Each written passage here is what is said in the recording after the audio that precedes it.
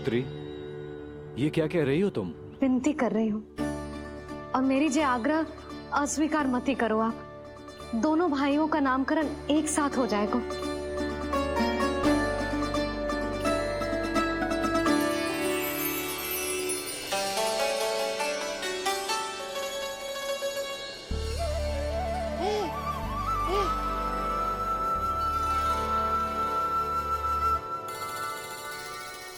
कितने प्यारे और निर्दोष बालक हैं।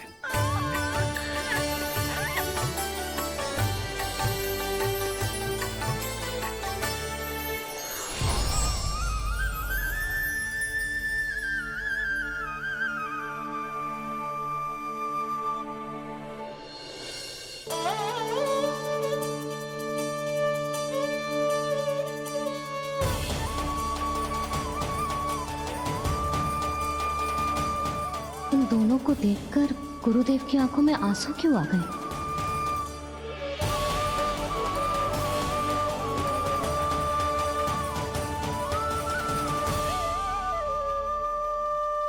ये क्या कर रहे हैं ऋषिवर?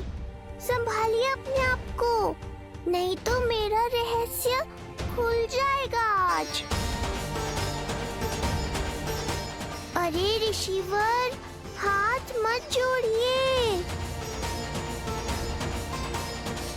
इससे पहले कि गड़बड़ हो जाए, अपनी नमस्कार मुद्रा को आशीर्वाद मुद्रा में बदल दीजिए। बात को समझिए। मैंने ये अवतार मैया और लल्ला के अद्भुत संबंध का अनुभव करने के लिए लिया है, पर आपकी भावुकता के कारण यदि मैया को मेरा सत्य पता चल गया तो ये संबंध ही बदल जाएगा।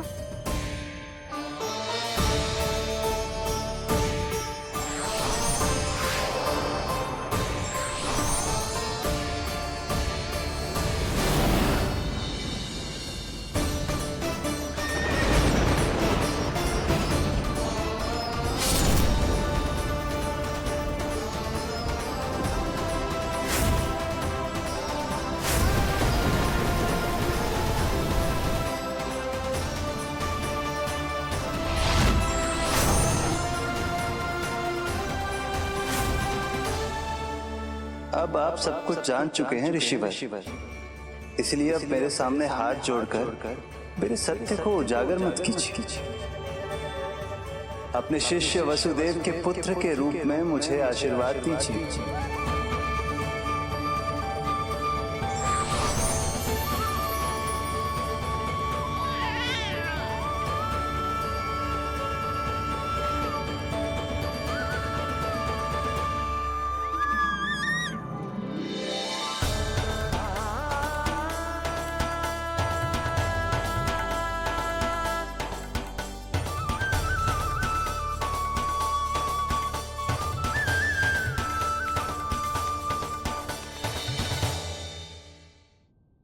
ऋषिवर, आप मौन क्यों हैं? और आपकी आंखों में आंसू? सब कुछ ठीक है ना? अब तो आप हमारे लल्ला का नामकरण करोगे ना? इन दोनों का नामकरण करना मेरा सौभाग्य होगा पुत्री।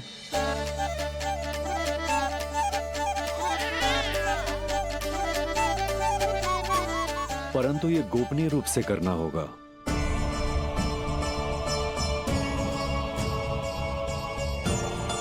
अवश्य ही स्वामी का आग्रह होगा,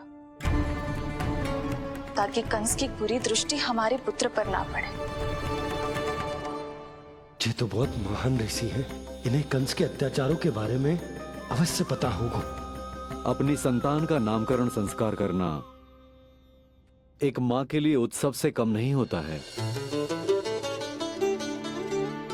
पर यह छुपकर करना होगा।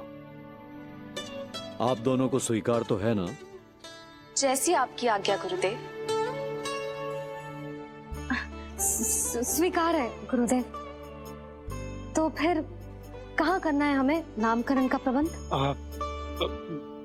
गुरुदेव, मंदिर सही रहेगा? उससे पवित्र स्थान तो हो ही नहीं सकता है।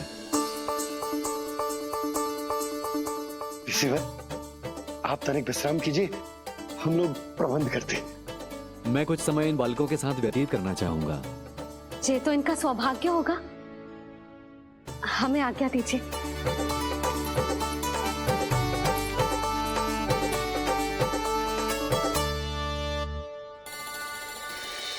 प्रभु, स्वयं भगवान होकर भी आपको बंदी गृह में जन्म लेना पड़ा।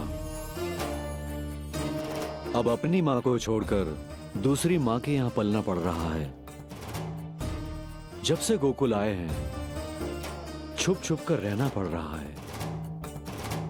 इतनी नन्ही सी अवस्था में दुष्ट कंस के कितने ही आक्रमणों का सामना कर चुके हैं आप। और जिस उत्सव में सभी सप्तऋषियों और सभी देवी देवताओं को साक्षी बनकर आना चाहिए, उस नामकरण उत्सव को यहां एकांत में करना पड़ रहा है।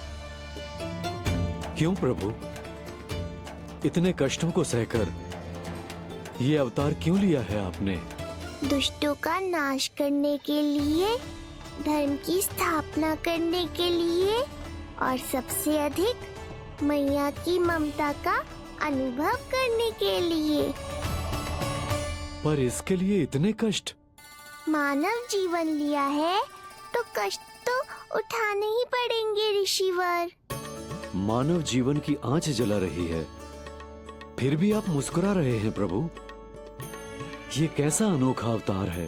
आंच में जलकर भी यदि मैं नहीं मुस्कुराऊंगा तो अपने भक्तों को क्या शिक्षा दूंगा मैं? आज एक कंस का प्रकोप है, भविष्य में सहस्रों कंस होंगे और आने वाले युगों में होंगे अनगिनत कंस। उस समय मेरे भक्तों को पता होना चाहिए कि अपने कष्टों को कैसे सहना है और धर्म के पथ पर अडिग कैसे रहना है।